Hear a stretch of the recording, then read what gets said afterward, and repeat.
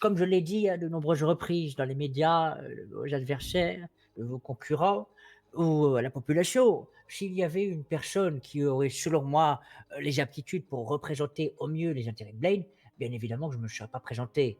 Le problème, c'est qu'à l'heure actuelle, mis à part moi, monsieur Monroe et moi-même, il n'y a personne. Et pour moi, à l'heure actuelle, monsieur Monroe n'est pas apte, malheureusement, je le regrette, à représenter au mieux le Blade. Moi, je ne connais pas énormément. Il est invisible, c'est un nénuphar. Qu'est-ce qu'il a fait pour le Blade, mis à part être le patron d'un garage qui fonctionne à moitié? Pas grand-chose. Pas grand-chose.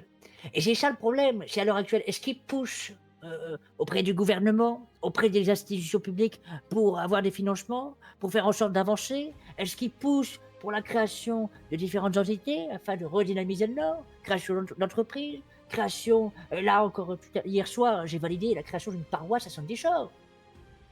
Nous avons, depuis hier soir, un nouveau révérend, le révérend Bishop, à Sandy-Shore. Et je ne pense pas que monsieur Monroe, soit la personne idéale pour développer, tout un tas de projets qui feraient, vivre la vie dans le Nord. Cette mairie, qui s'est battu pour la mettre en place? Moi et une partie de l'ADN, d'anciens cadres de l'ADN, qui ne sont plus. C'est pas monsieur Monroe qui s'est battu pour la mairie. Monsieur Monroe, je ne l'ai pas vu dans cette lutte acharnée avec monsieur Mendoza à l'époque. Monsieur Monroe, je ne l'ai pas vu non plus, au conseil, et ce conseil a énormément travaillé, hein. On a eu pas mal de créations d'entreprises, des médias, le sauvetage de l'hôpital, l'agence immobilière, l'agence d'intérim, et cetera et depuis l'arrivée de monsieur Benamou, il est vrai que monsieur Benamou est dans une optique à peu près similaire à la mienne, c'est-à-dire, simplement le fait de rendre le pouvoir, Blaine, de décentraliser le pouvoir, et je croise les doigts pour éviter que monsieur Benamou reproduise exactement les mêmes erreurs, que monsieur Mendoza. Elle est là la crainte et j'ai l'impression qu'il tend de plus en plus vers les erreurs de son prédécesseur.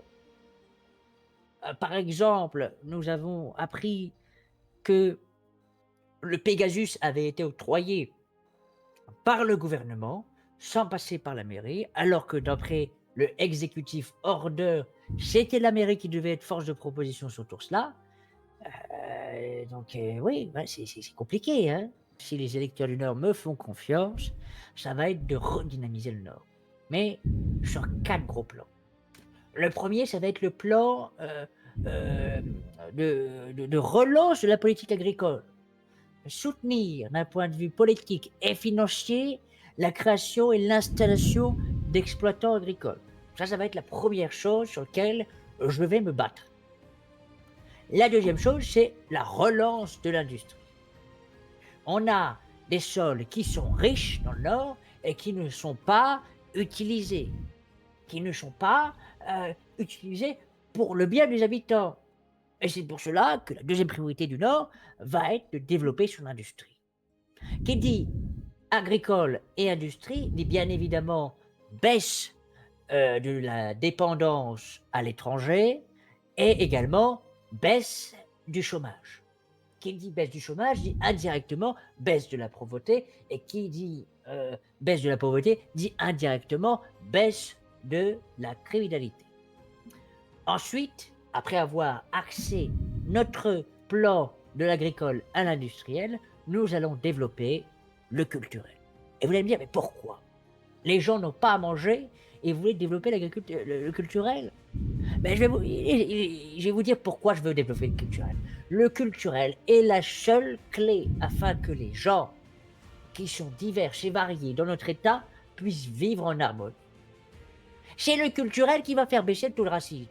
C'est le culturel qui va faire en sorte que M. Trévis vit avec M. O'Neill et que M. O'Neill et M. Trévis vivent avec des Afro-Américains, des Latinos, des Chinois, des Juifs, et qui vivent avec des gens du Nord. Et enfin, la quatrième chose, ça va être la moulaga. Et la moulaga, comment on l'a fait? Eh bien, on l'a fait directement avec l'investissement. Et pour pouvoir contrôler l'investissement, bah, il faut que la mairie puisse vendre son patrimoine. Donc on va vendre le patrimoine de la mairie pour pouvoir, avoir une manne financière qui va nous permettre de créer une banque de Blaine avec des soutiens, d'investisseurs privés, et cette banque de Blaine va nous permettre de créer, bien évidemment, du crédit à la consommation pour relancer l'offre et la demande, et il va également nous permettre de soutenir les individus qui ont des idées, de projets, économiques dans le blé. Ah, il faut de l'argent, et comme vous l'avez vu avec l'executive order, c'est pas le gouvernement qui va nous financer, hein. Votez John Crawford. La création d'au minimum 2 exploitants agricoles de ferme, dans Blaine. Ça, c'est la première chose. La création d'un programme Blaine Local First, priorité de création d'entreprises et d'emplois aux résidents de Blaine. C'est une priorité, selon moi, d'un point de vue population locale. Potentiellement relancer l'industrie du tabac, relancer l'industrie du bois, celle du pétrole.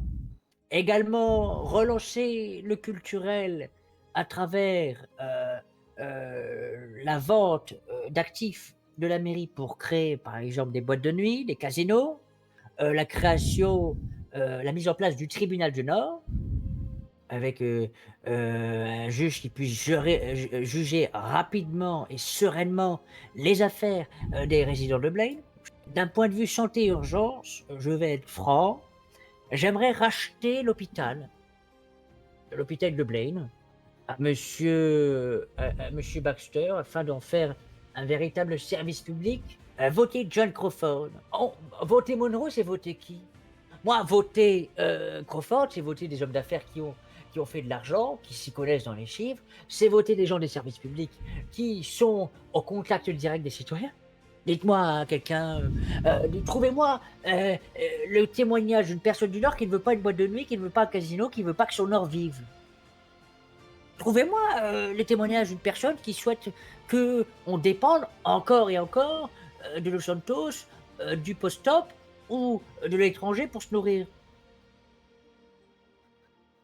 Trouvez-moi une personne qui ne souhaite pas faire en sorte que les sols du Nord puissent financer les services publics et la vie des gens du Nord.